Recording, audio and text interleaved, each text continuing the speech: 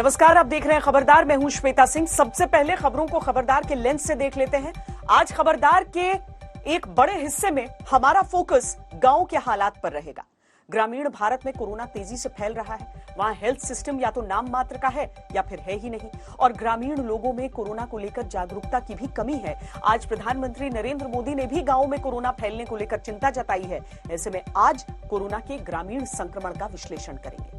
आज तक की टीम देश के अलग अलग राज्यों के ग्रामीण इलाकों में जाकर रिपोर्टिंग कर रही है। हम उन गांवों को स्कैन कर रहे हैं जहां बड़ी संख्या में लोगों की मौत हुई है या संक्रमण तेजी से बढ़ा है। आपको गांव की पूरी पिक्चर समझनी चाहिए। भारत सहित दुनिया के ज्यादातर देश कोरोना संक्रमण से लड़ रहे हैं, लेकिन अमेरिका में पूरी तरह वैक्सीनेट हो चुके लोगों के लिए अब मास्क पहनना या सोशल डिस्टेंसिंग का पालन करना जरूरी नहीं है। इस फैसले में कुछ जगहों को लेकर शर्तें भी हैं, लेकिन कुल मिलाकर अमेरिकी लोगों के लिए यह फैसला राहत भरा है। अमेरिका में मास्क उतारने का कॉन्फिडेंस कहां से आया और बाकी देश इससे क्या सीख सकते हैं, ये बताएंगे। हर रोज अच्छी और चिंताजनक खबरों के बीच मुकाबला चल रहा है। हर रोज हम थोड़ी उम्मीद और थोड़ी निराशा के बीच झूल रहे हैं। आपको कुछ अच्छी, कुछ चिंताजनक खबरें और ट्रेंड्स शुरू में ही बता देते हैं। वैक्सीनेशन का टारगेट अभी भारत की कोशिशों की पहुंच से दूर है, लेकिन भारत सरकार ने प्रोडक्शन बढ़ाने की बात कही है और भारत की तीसरी वैक्सीन उम्मीद की रोशनी दिखा रही है। डॉक्टर रेड्डी लैब्स ने देश में रूस की वैक्सीन स्पुतनिक वी की डिलीवरी आज से शुरू कर दी। हालांकि यह बाजार में अगले हफ्ते से मिलेगी। डॉक्टर रेड्डीज के अनुसार वो अभी 948 रुपए प्रति डोज की दर से इस वैक्सीन का आयात कर रहे हैं। इस पर 5% की दर से जीएसटी वसूला जा रहा है। इसके बाद वैक्सीन की कीमत 995 रुपए 40 पैसे प्रति डोज है। रूस की ही single dose vaccine Sputnik Light भी भारत में जल्द आ सकती है। ये बात रशियन डायरेक्ट इन्वेस्टमेंट फंड के सीईओ ने आज कही है। भारत में 3,43,000 से ज्यादा केस आए हैं और 4,000 से ज्यादा मौतें हुई हैं। संक्रमण की स्पीड और आर वैल्यू कम होने के दावों के बीच मौतों का आंकड़ा जस का तस है और ये चिंता की बात है। हालांकि पॉजिटिविटी रेट कम हुआ है, यानी दूसरी लहर अभी गई नहीं है। खतरा बरकरार है, लेकिन यह भी सच है कि लहर धीरे धीरे शांत होने की तरफ बढ़ेगी।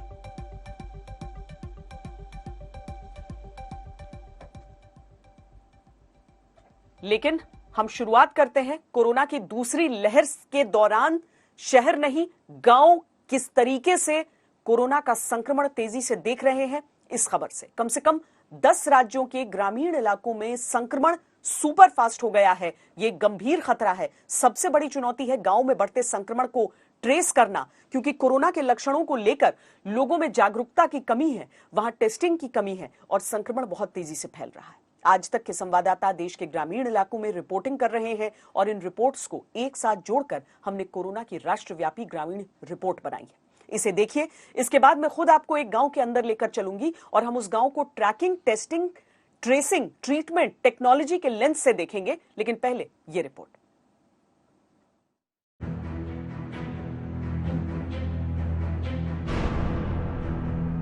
पिछले साल जब कोरोना वायरस की पहली लहर ने तबाही मचाई तो शहरों में कोहराम ज्यादा दिखा, लेकिन दूसरी लहर में वायरस गांवों में सिर उठा रहा है। बड़ी ग्रामीण आबादी अदृश्य दुश्मन की चपेट में आ गई है।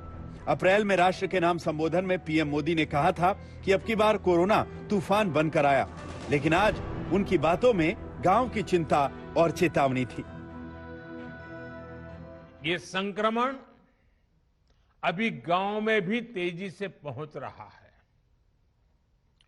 देश की हर सरकार इससे निपटने के लिए हर संभव प्रयास कर रही है। इसमें गांव के लोगों की जागरूकता, हमारी पंचायती राज से जुड़े जो भी व्यवस्थाएं हैं, उनका सहयोग, उनकी भागीदारी उतनी ही आवश्यक है। मास्क लगातार पहनना बहुत जरूरी है। प्रधानमंत्री का बयान बड़े संकट की तरफ इशारा करता है। ग्राउंड रियलिटी समझने के लिए आज तक की टीम कई ग्रामीण इलाकों में पहुंची और देखा कि गांव में कोरोना संक्रमण के हालात क्या हैं। क्या ग्रामीण इलाके वायरस की चपेट में आ चुके हैं?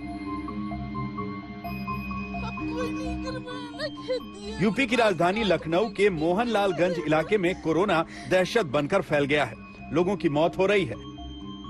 व्यवस्था और स्वास्थ्य इंफ्रास्ट्रक्चर पर गंभीर सवाल उठ रहे हैं। एक तरफ सरकार का दावा है कि गांव में सैनिटाइजेशन होता है, लोगों को जांच मिल रही है, उसको लेकर के निगरानी समितियां काम कर रही हैं, लेकिन पास के इलाकों में कुछ ऐसे गांव में ऐसे परिवार भी हैं जहां लोगों ने बिना ऑक्सीजन, बिना किसी मदद के दम तोड़ दिया और आज ये परिवार रोते बिलखते उनके इंतजार में है।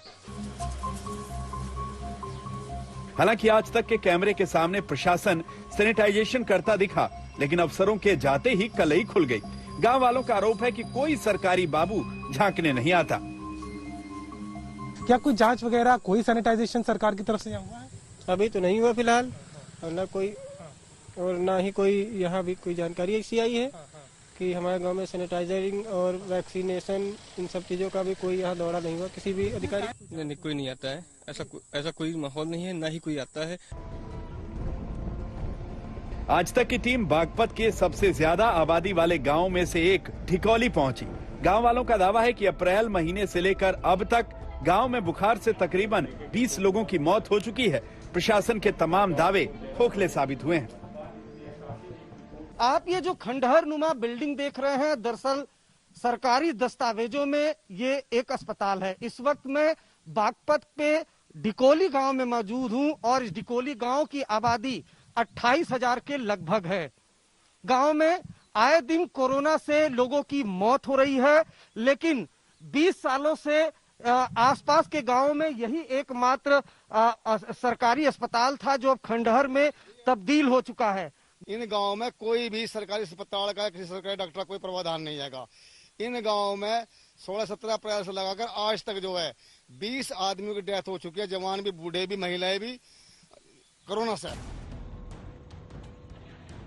पठानकोट के ग्रामीण इलाकों में 2 हफ्ते के अंदर 24 से ज्यादा कोरोना संक्रमण के शिकार हो गए।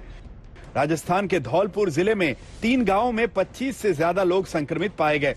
जोधपुर के बालरवा गांव में 1 महीने में 13 कोरोना संक्रमितों की मौत का दावा किया जा रहा है। झारखंड के ग्रामीण इलाकों में कोरोना तेजी से फैल रहा है। इस समय 10 ऐसे राज्य हैं जहां शहरों से संक्रमण गांवों में फैल रहा है। इसमें राजस्थान, हरियाणा, महाराष्ट्र, उत्तर प्रदेश, बिहार, मध्य प्रदेश और छत्तीसगढ़ प्रमुख हैं। राजस्थान के सीकर जिले के चाचीवाद गांव में 1800 लोग रहते हैं, पर 15 दिनों में 13 मौतें हो चुकी हैं। पास के दांतरू पंचायत में 6 गांव हैं, जिनकी आबादी करीब 6000 है। यहां पर अब तक 30 मौतें हो चुकी हैं। अस्पताल में न डॉक्टर हैं, न दवाई, न ऑक्सीजन और न ही एम्बुलेंस। बस बुखार खांसी के बाद सांसें उखड़ती हैं और लोग दम तोड़ देते हैं। हालत ऐसी है कि राजस्थान के गांव में 26% कोरोना फैल चुका है। डॉक्टर ने पहले दूरी से बोल दिया कि बाहर ले जाओ, यहाँ मत बैठने दो, अंदर मत लाओ, अंदर मत लाओ। तो मैं बाहर से ले गया तो डॉक्टर खुद तो उठ के पीछे भाग गए और वहाँ से दूसरा कोई वो नर्स वगैरह है तो उनको भेजा। वो आके बाहर आके हमारे को बोला कि आप शहर ले जाओ इसको। हम फतेहपुर गए, वहाँ पे ऑक्सीजन वगैरह लगाया, लेकिन कोई फर्क नहीं पड़ा। तो वो शिक्कर रेफर कर दिया। वो शिक्कर में जाकर के वहाँ फिर थोड़ा बहुत ट्रीटमेंट चालू किया, इतने में खत्म हो गया। मतलब इस चाचीवाद बड़ा गांव में 13 लोगों की मौत 15 दिनों में हो चुकी है और शायद ही कोई घर है जहां पर लोग खांसी बुखार से ग्रसित नहीं है। इसके बावजूद देख सकते हैं आपकी उप स्वास्थ्य केंद्र पर ताला लगा हुआ है और कल नोटिस बोर्ड पर लिख कर गए हैं यहाँ काम करने वाले एएनएम कि वो गांव में सर्वे करने जा रहे हैं, उसके बाद दोबारा नहीं लौटी। गांव वालों का कहना है कि 1 घंटे भी यहाँ पर कोई नहीं रहता है। समझना मुश्किल नहीं कि ग्रामीण इलाके में कोरोना तेजी से फैल रहा है और इसकी 3 बड़ी वजह हैं। पहला, गांव में प्राथमिक चिकित्सा केंद्रों की हालत बदतर। दूसरी वजह, गांव में कोरोना टेस्टिंग लगभग ना के बराबर। और तीसरी वजह, लोगों का जागरूक न होना, कोरोना को लेकर लापरवाही है। कोई नहीं जानता कि ग्रामीण इलाकों में अब तक कोरोना ने कितनों को निगल लिया। गंगा नदी में तैरती लाशों ने माहौल को और डरावना बना दिया। उत्तर प्रदेश का गाजीपुर हो या बिहार का बक्सर, पिछले 3-4 दिनों से तैरती लाशों के चलते खौफ का माहौल है। आज तक की टीम ने वो मंजर अपनी आंखों से देखा है। यकीन मानिए कोई भी रिपोर्टर आपको ऐसी तस्वीरें कभी भी नहीं दिखाना चाहेगा, लेकिन तबाही के साथ साथ गंगा पर शवों को तैरते हुए जो तस्वीरें आपने देखी हैं वो इस त्रासदी की एक ट्रेलर है। मैं गाजीपुर से बक्सर बिहार की ओर चल रहा हूं इस नाव पर और गंगा किनारे शव जो हैं वो आप गिन नहीं सकते, उनकी संख्या बहुत ज्यादा है। ग्रामीण इलाकों की त्रासदी सरकारी कागजों पर दिखाई नहीं पड़ती, लेकिन असल में इसकी चोट बहुत गहरी होती है। कोरोना वायरस गांव में तेजी से फैल रहा है। अभी भी वक्त है, सही फैसले और जागरूकता से लोगों की जिंदगी उजड़ने से बचाई जा सकती है। ग्रामीण इलाकों में कोरोना को हराने के लिए बड़े स्तर पर कैंप लगाने होंगे ताकि लोगों की जान बच सके। लखनऊ से अभिषेक मिश्रा, बागपत से अरविंद ओझा, सीकर से शरद कुमार और गाजीपुर से आशुतोष मिश्रा के साथ आज तक ब्यूरो। ऐसा माना जाता है कि गांव में शुद्धता है, खुली आबो हवा है, खान पान में मिलावट नहीं है, ग्रामीण लोगों की प्रतिरोधक क्षमता इसीलिए शहर के लोगों से ज्यादा है। लेकिन कोरोना की दूसरी लहर में यह भ्रम टूट रहा है। गांव के इलाकों में लोगों की संदिग्ध मौत हो रही है। बात करने पर पता चलता है कि उन्हें वो सभी लक्षण थे जो कोरोना मरीजों को होते हैं। ग्रामीण इलाकों में अभी कोरोना मरीजों की टेस्टिंग लगभग न के बराबर है। ऐसे में बड़ा कंफ्यूजन है। आज ये भी समझना होगा कि अगर किसी गांव के अंदर कोरोना की एंट्री हो जाती है तो फिर tracking, testing, tracing, treatment, technology वाले 5T फॉर्मूले की जमीनी स्थिति क्या होती है। इसीलिए मैंने खुद एक ऐसे गांव में जाकर रिपोर्टिंग की जहां लगभग 15 दिनों में 30 से 35 लोगों की मौत की खबर आई।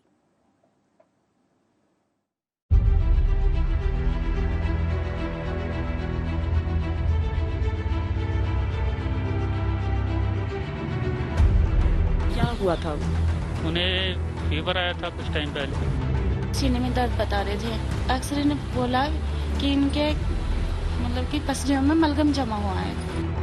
उन्हें ऑक्सीजन की दिक्कत होती है, एकदम ऑक्सीजन लेवल जो घटता चला गया। किसी डॉक्टर ने कहा कि कोरोना का भी टेस्ट कराइए कि नहीं? किसी ने नहीं। जिस लहर में महानगरों की सुविधाएं भी कम पड़ रही हो, उस दौर में गांवों की मजबूरियां डराती, चिंता में डालती।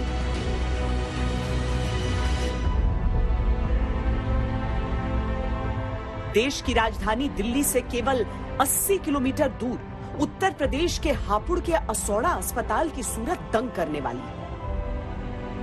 मुख्य द्वार पर बड़े बड़े शब्दों में लिखा है 15 बेड का अस्पताल, लेकिन यहां लटका है ताला। अस्पताल की दीवार पर यह सूचना चिपकी हुई, केवल आपातकालीन सेवा के लिए संपर्क करें। लेकिन संपर्क करें तो किससे करें? कोविड की वजह से बंद कर दिया गया। कोविड की वजह से मैं कह सकता हूं कि जब कोविड में जब सबसे ज्यादा जरूरत है हॉस्पिटल की, तब इसमें ताला लगा हुआ है। कोई नहीं है। मैं सुबह भी आया था, सुबह बताया गया केवल चौकीदार था, यहाँ एक व्यक्ति और था। मैंने कि भैया कहाँ है ये? उन्होंने बताया कि साहब एक डॉक्टर साहब तो रिटायर हो गए हैं और दूसरी मैडम जो डॉक्टर हैं इंचार्ज, वो अभी आई नहीं है। ये हापुड़ में हम ग्राम असौड़ा में इस समय मौजूद हैं, जहां की आबादी कुल लगभग 30,000 बताई जाती है। आप देखेंगे कि यहाँ पर एक आंगनबाड़ी केंद्र और यहाँ पर स्वास्थ्य व्यवस्था के नाम पर ये 15 बेडेड आयुर्वेदिक चिकित्सालय है, लेकिन यहाँ पर भी कोई नहीं है। दोपहर का समय है, खुलने का ये समय भी नहीं है। लेकिन जिस तरह की आपदा है उसके बीच लोगों को आवश्यकता होती है और लोग यहाँ पर पहुंचते हैं। इसलिए हमने यहाँ पर पड़ताल करने का प्रयास किया और खिड़कियों से भी जो हम देख रहे हैं 15 बेड्स के नाम पर हमें 2 बेड मुश्किल से नजर आए हैं और बाकी सब सिर्फ मलबा ही आप समझ लीजिए जो कि नजर आ रहा है। अगर कोरोना की दहशत पहले पहुंचती है और वायरस की एंट्री बाद में होती है तो संभलने का मौका मिल जाता है। लेकिन इस इलाके में कोई समझ ही नहीं पाया और गांव में अब तक 30 से 35 लोगों की जान चली गई। हमारे गांव के शमशान है, उसमें 6 बना रखे हैं। उसमें 6 की 6 इतनी फुल चलती है कि उसकी साइड में लगा के नीचे भी लगाया फूकने के लिए नीचे भी रखा है। जगह नहीं पूरी पड़ रही। दूसरी मतलब लाश को ले जा रहे हैं, मतलब राख वाख साफ कर रहे हैं, जब जाके मतलब फूंक रहे हैं। इतनी जगह भी नहीं है वहाँ पर। मौतें हो रही है इस संख्या में करीब 30 से 35 के बीच में मौत हो चुकी है असौड़ में पिछले 15-20 दिन में। अच्छा। जब से ये इलेक्शन वगैरह शुरू हुआ है। और इतनी कम आबादी में सामान्य नहीं है ये सामान्य नहीं है इस आबादी में, क्योंकि एक घर से 2-2, 3-3 की भी डेथ हुई है। अभी हमारे एक दलित मोहल्ला है, पीर वाला मोहल्ला उसको बोलते हैं, हुकम सिंह नाम के मिस्त्री थे, उनके बेटे की डेथ हुई है। यहाँ चंडी मोहल्ला है, उसमें एक ससुर और उसके पुत्र वधू की डेथ हुई है। घर पर ही हुई है? घर पर ही डेथ हुई है। 1-2 हॉस्पिटल में गए हैं 2-4 लोग, लेकिन मोस्टली मौतें घर पर ही हुई है। आज देखिए स्वास्थ्य व्यवस्था पर जो ताले पड़े हुए हैं वो सिर्फ एक जगह की आपको हकीकत नहीं बता रहे हैं, बल्कि ये ताले गांव में फैलते, गांव में पैर पसारते कोरोना की उस आशंका पर एक बहुत बड़ा ताला है जिसे जल्दी खोलना होगा सरकारों को, अगर स्थिति को नियंत्रण में करना है। ऐसे हालात में टेस्टिंग की सुविधा की तो बात ही छोड़ दीजिए, कुछ ऐसे भी हैं जो जागरूक नहीं है, जो जागरूक हैं, टेस्ट कराना चाहते हैं, वैक्सीन लगवाना चाहते हैं, वो भी लाचार है। टेस्टिंग की व्यवस्था यहाँ पर है उपलब्ध? जी बिल्कुल नहीं है। तो किसी को अगर सिम्टम ऐसा लगता है तो वो टेस्ट कराने जाते हैं या लोग अपना घर में ही उपचार कर रहे हैं? पहले तो जैसे यहाँ अनएजुकेटेड लोग हैं तो पहले ही लोग डर जाते हैं, उन्हें लगता है कि वहां जाके बैठा लेंगे तो मैं घर नहीं भेजेंगे, ये करेंगे, वो जो कोशिश करते भी हैं कि टेस्टिंग कराएं, उनको शहर जाना होता है, डिस्ट्रिक्ट में जो टेस्टिंग सेंटर है या प्राइवेट जो लैब्स हैं उनमें जाके उनको टेस्टिंग करवानी पड़ती है और टेस्टिंग में आने में टाइम लगता है। इतने गांव में तो फैलते ही है। आपको ये डर है कि हो सकता है गांव में कोरोना फैल रहा हो और किसी को पता ही नहीं है? नहीं, कोरोना फैल रहा है लेकिन टेस्टिंग नहीं हो रही टाइम से। टेस्टिंग ना होने के कारण भी लोगों को जागरूक नहीं है, पता नहीं है। आमतौर से सब में घुल मिल रहे हैं, किसी को नहीं मालूम कोरोना है लेकिन उनको है कोरोना।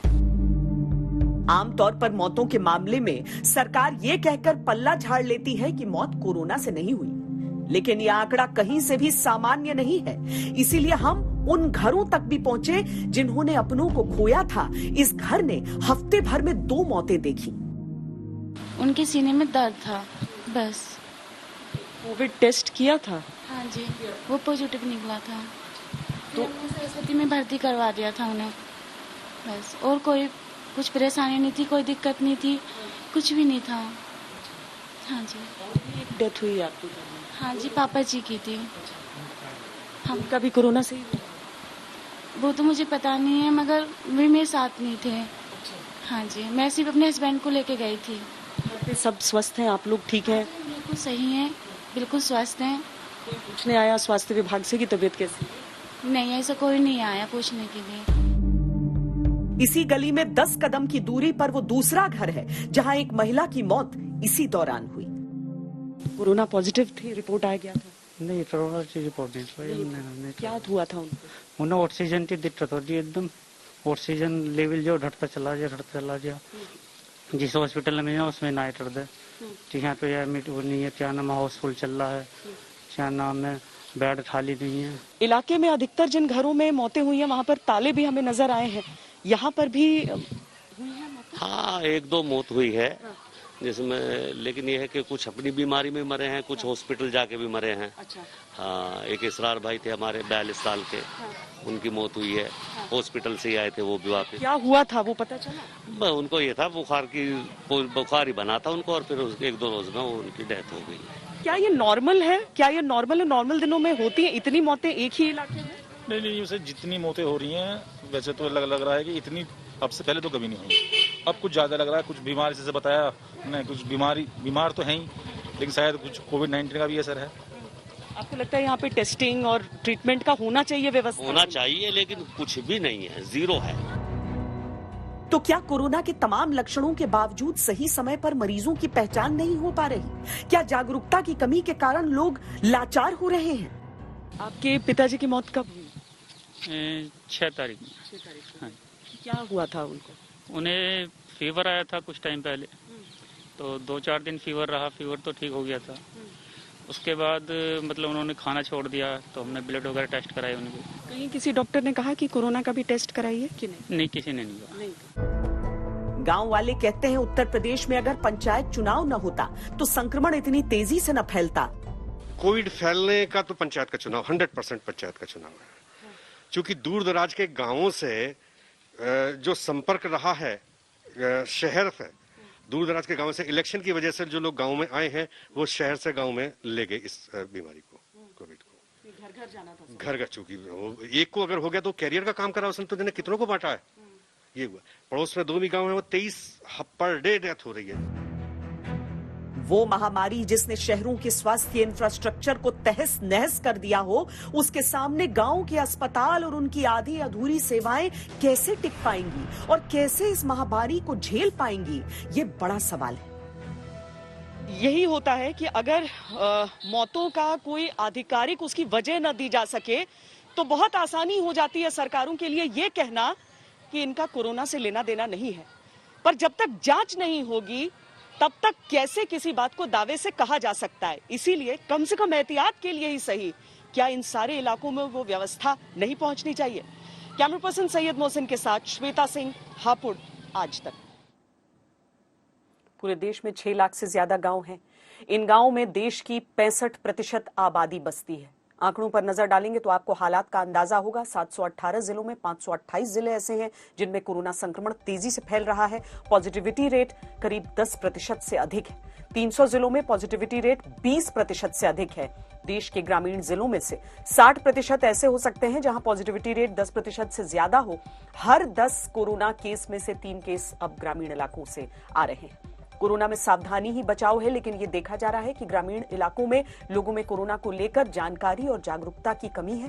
बुखार आने पर लोग गंभीर नहीं हो रहे, सर्दी जुकाम को मामूली बात मानते हैं। कोरोना के लक्षण और सामान्य वायरल बुखार में अंतर नहीं कर पाते।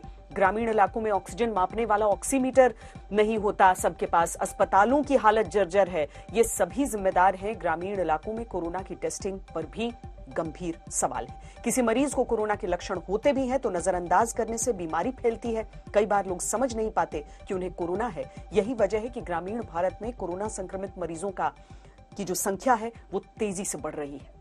संक्रमण के मामले में अमेरिका अभी भी नंबर 1 है। वहां सक्रिय केस भारत के मुकाबले लगभग 1.25 गुना ज्यादा है, लेकिन अमेरिका ने मास्क से मुक्ति का ऐलान कर दिया है। अमेरिका मास्क पहनने से छूट देने की ये रियायत दे सका है क्योंकि उसने अपनी 60% आबादी को वैक्सीन की कम से कम 1 डोज दे दी है। जिन लोगों को वैक्सीन लग गई है वो अब सामान्य जीवन जी सकते हैं।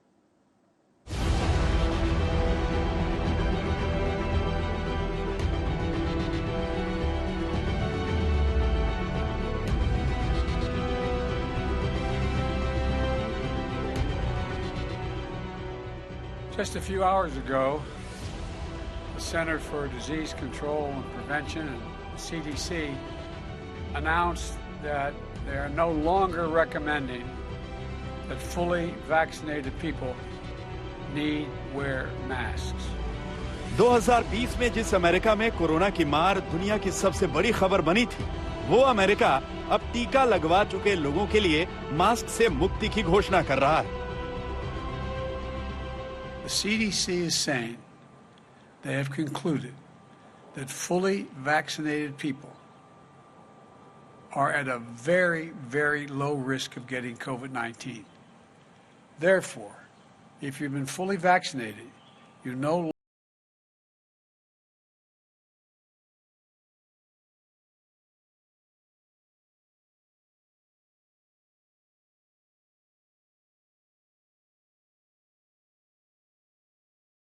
If you are fully vaccinated, you can start doing the things that you had stopped doing because of the pandemic. Based on the continuing downward trajectory of cases, the scientific data on the performance of our vaccines, and our understanding of how the virus spreads, that moment has come for those who are fully vaccinated. Corona में America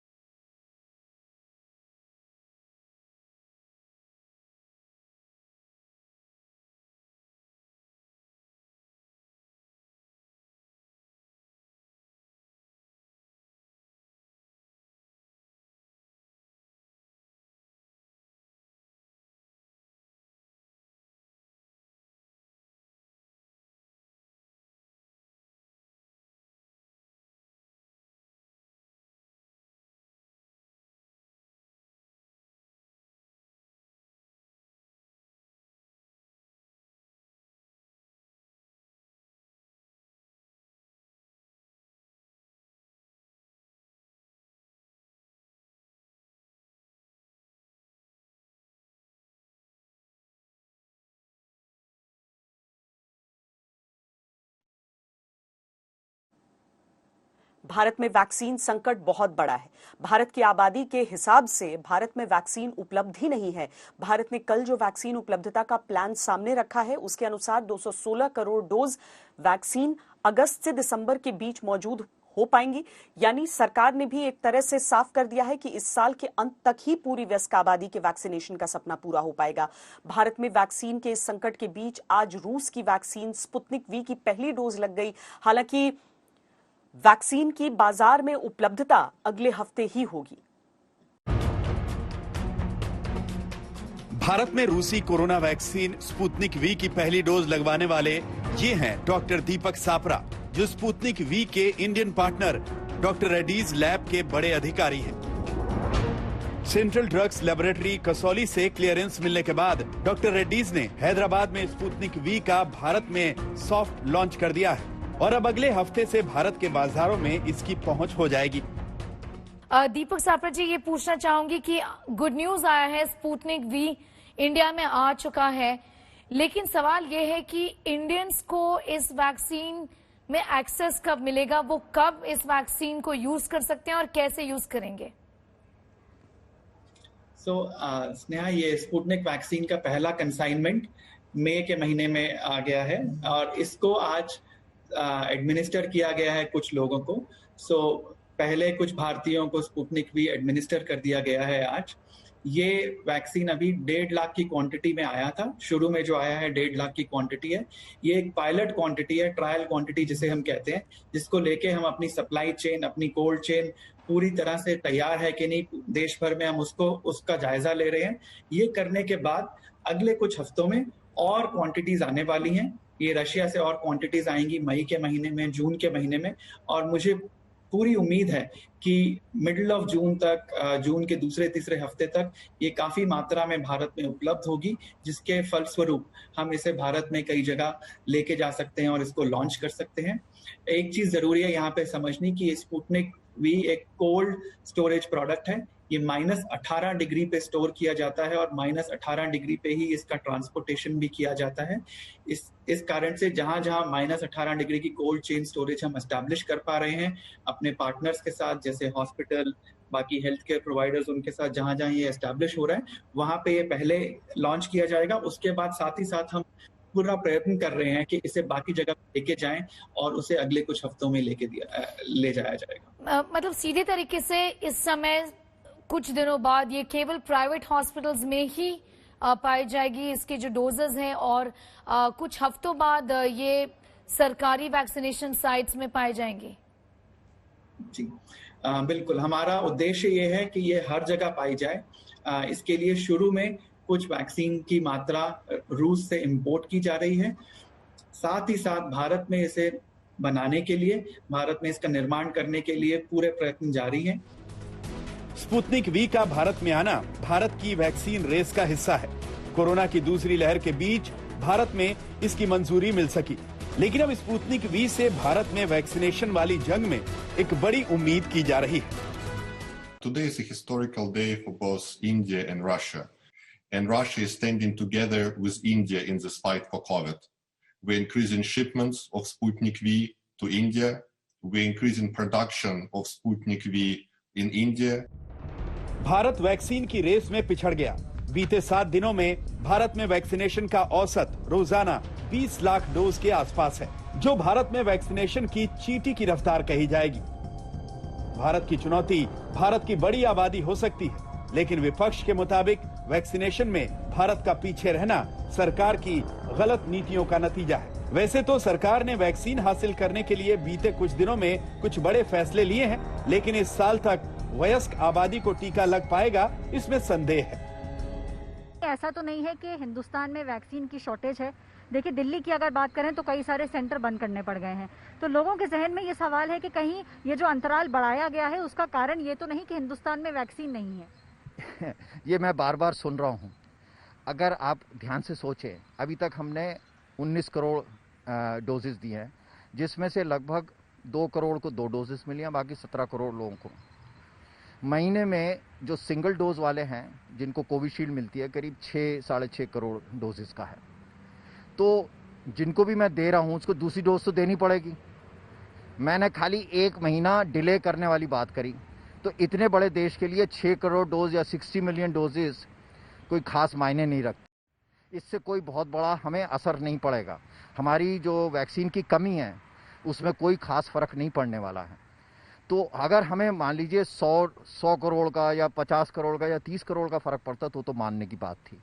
लेकिन अभी जो स्थिति है, हमारी जो जनसंख्या है, उसके हिसाब से हम चाहते हैं कि हमारे आम जनता को जो भी वैक्सीन दिया जाए उसका सर्वश्रेष्ठ फायदा पहुंचना चाहिए।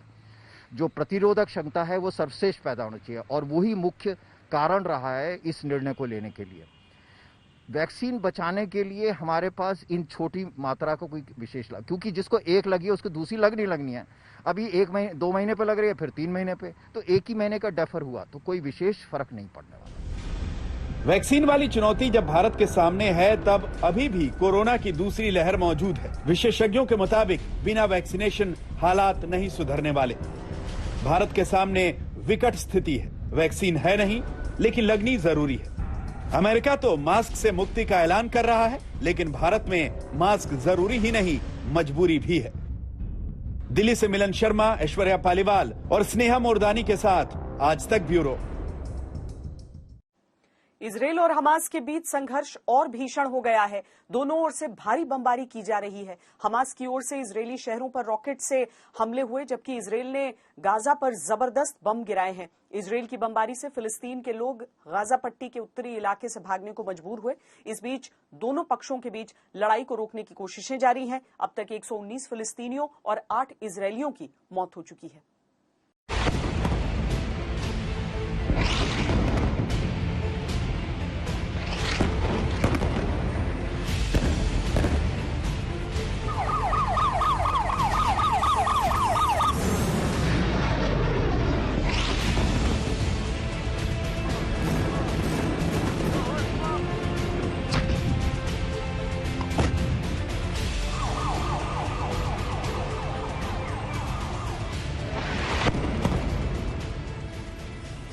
इजरायल हमास के आतंकवादियों को चुन चुन कर मिटा रहा है। इजरायल के लड़ाकू विमान फिलिस्तीन पर आग बरसा रहे हैं।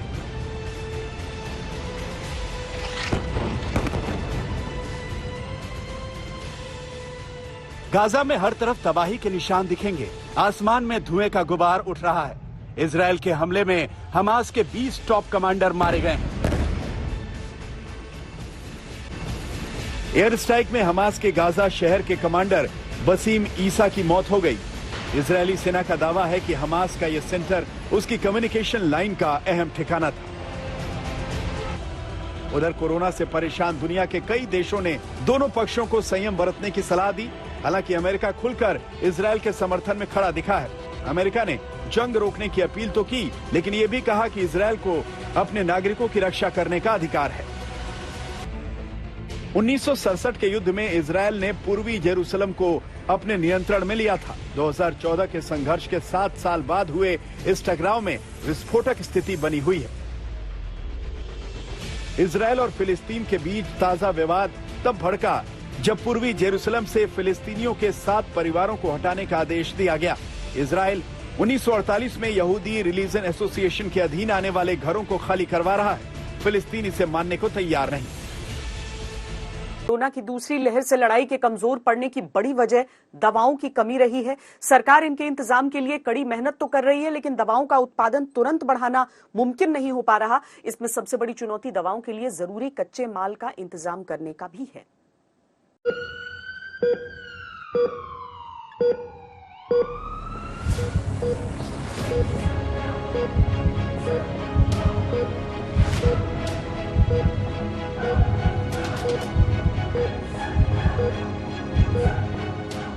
भारत में कोरोना की दूसरी लहर ने ऐसा कहर बरपाया है कि इसका मुकाबला करने के लिए जरूरी साजो सामान भी कम पड़ गया है। वायरस के खिलाफ इस्तेमाल होने वाली दवाइयों और वैक्सीन के लिए जरूरी कच्चे माल की भी कमी हो गई है। भारत में रेमडेसिविर जैसी दवाइयों की मांग में कई गुना इजाफा होने से इसे बनाने वाली कंपनियों के लिए भी कच्चे माल का इंतजाम करना मुश्किल हो गया है। रेमडेसिविर का घरेलू उत्पादन एक महीने में 10,000 से बढ़ाकर तकरीबन 3.50 लाख डोज रोजाना होने पर भी घरेलू मांग पूरी नहीं हो पा रही है। इसकी निर्माता कंपनी गिलिड साइंसेज ने पहले कहा था कि वो 4.50 लाख डोज भारत को देगी, लेकिन उसकी तरफ से अभी तक 1.75 लाख डोज आ पाई हैं। गिलिड साइंसेज के मिस्र, यूएई और बांग्लादेश में मौजूद प्लांट्स में भी कच्चे माल की कमी है। रेमडेसिविर और टुस्लीजुमाब जैसी दवाइयां कम मात्रा में बनती हैं, इसलिए अचानक मांग बढ़ने के बावजूद उनका उत्पादन नहीं बढ़ाया जा सकता। अनुमान लगाया जा रहा है कि जून के मध्य तक ही इन दवाइयों की निर्माता कंपनियों के पास कच्चे माल की सप्लाई हो पाएगी। हेल्थ एक्सपर्ट्स का भी मानना है कि इस बार कोरोना की लड़ाई दवाइयों की कमी से कमजोर पड़ी है। जिन देशों में कोरोना में इस्तेमाल होने वाली दवाइयों का निर्माण होता है, वहां की सरकारें भी भारत जैसे हालात से तैयारी के लिए दवाइयों को जमा कर रहे हैं। आत्मनिर्भर भारत से जुड़े तमाम ऐलानों के बावजूद फार्मा सेक्टर में कच्चे माल के लिए भारत आज भी चीन पर निर्भर है। सिडेस्को के मुताबिक दवा उद्योग में चीन पर भारत की निर्भरता कम नहीं हो पा रही है। बीते साल भारत को 72% से ज्यादा कच्चा माल चीन से मंगवाना पड़ा। पिछले 3 सालों में कच्चे माल के लिए भारत की चीन पर निर्भरता लगातार बढ़ी है। दुनिया भर में 80% तक जेनरिक दवाइयां उपलब्ध कराने वाला भारत कच्चे माल के लिए चीन पर निर्भर है। 2018 में 66.53%, 2019 में 72.40% और 2020 में 72.15% कच्चा माल चीन से आयात हुआ है। हालांकि सरकार भले ही आत्मनिर्भर मिशन में चूक गई हो, लेकिन इस बार भी कोरोना की पहली लहर की तरह लोगों ने जमकर जरूरतमंदों की मदद की है। चाहे ऑक्सीजन की कमी हो या देखरेख की जरूरत, समाज सेवियों और संस्थाओं ने जमकर काम किया है। लेकिन इस मदद के साथ साथ दवाओं की भी बहुत जरूरत है। उम्मीद है कि अमेरिका जैसे देश, जहां पर बड़ी आबादी को टीका लग चुका है, वो कच्चा माल जमा करने की जगह भारत को देने में दरिया दिली दिखाएंगे और भारत की कोरोना से जारी जंग को मजबूत करेंगे। ब्यूरो रिपोर्ट, आज तक। खबरदार में आज के लिए इतना ही, लेकिन सबसे तेज हर खबर पर नजर रखने के लिए आप लॉग ऑन कर सकते हैं www.aajtak.in पर, या फिर डाउनलोड करें आज तक का मोबाइल ऐप। देश और दुनिया की तमाम ताजा खबरों के लिए देखते रहिए आज तक।